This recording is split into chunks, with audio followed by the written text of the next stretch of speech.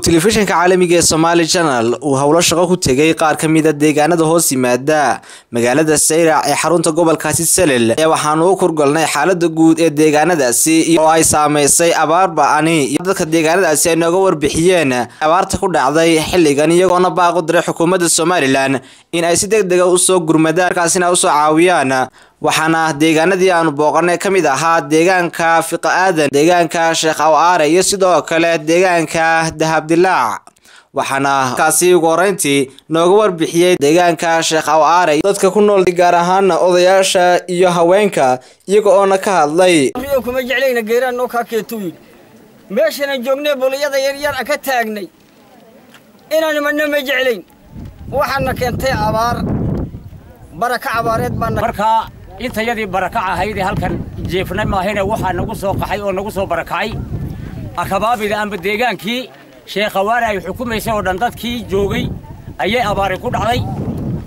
abaartii markay ku dhacday waxay miciin moodeen in halka Sheekh Awaare telefoon laga adeegsado oo la diro loo qaylo tago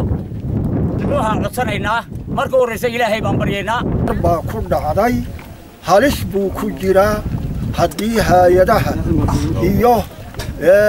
la soo gaari waayo waxa weeye halis baa lagu jiraa sidoo kalena deegaanka Fiqa Aadan oo kula kulanay odayaasha dadka ku nool ayaa iyaguna sidoo kale waxa ay baaq u direen xukuumadda Somaliland abaari waata laba sanadood bay nagu maraysaa biyalaan baan naga daran imika biyalaan baan u daranahay abaaro dehliga abaar dhacday kulli caalamka waxaan u baahanahay in qeyladaan loo gaarsiiyo biyo iyo baad la cunabade qofku markuu biyo helo muxuu ahaayay qoryaana cunay uu noolaan karaa laakiin hadduu biyo waayo ma noolaanayo ugu dambeyntii deegaanka Dahabdilaac ayaa iyagu ay baaq ugu direen xukuumadda Somaliland gaar ahaan wasaaradda waxbarashada in loo sameeyo iskuul waxbarasho iyagoona sheegay in haatan aanay lahayn goob ay wax ku bartaan ardaydoodu maamulaha dugsiga Fiqa Aadan iyo ereyadan ilaa Dahabdilaac waxa weeyaan arday dugsiga imika aan joogno aan arkayno waxa ku yaala tuulada la yiraahdo Dahabdilaac taas oo ana ahay tuulo aan waxba u bilaabmayn tan dadka dadweynuhu isxilqaamay isagoo jooga milay abaar ah haddana waxa uu isku xilqaamay inuu girgada yar u dhiso waabka yar u taagay imika ardaydu waxa ku fadhiyaan wad arkaysaan waa daasado jarikaano dhagaxaan wax meelaha laga soo urushay bay ku fadhiyaan imika marka ma haystaan meel dayactiran oo roob ka celisa calceed hagaagsan ka celinaysa wasaaradda waxbarashada waxaan leenahay waa bal dadkaasi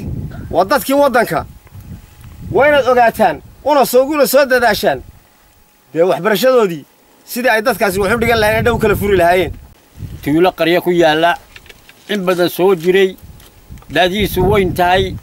halka waxbarasho waxaan ka rabnaa iskool bacad baan fadhinaa oo caruurtii ku ururinay dawladda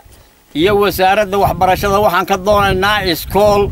iyo kuraasi taakulayna iyo aan ka doonaynaa dawladdeeda hooyo si kastaba ha ahaatee deegaanadaasi ayaa iyagu ahaa kuwa ay ka muuqato baahi aad u weyn taasi oo imika ay ku dhacday abaar xoogani Nuruddin Cabdullaahi Dugsiye telefishinka caalamiga ee Somali Channel deegaanka Fiqa Aadan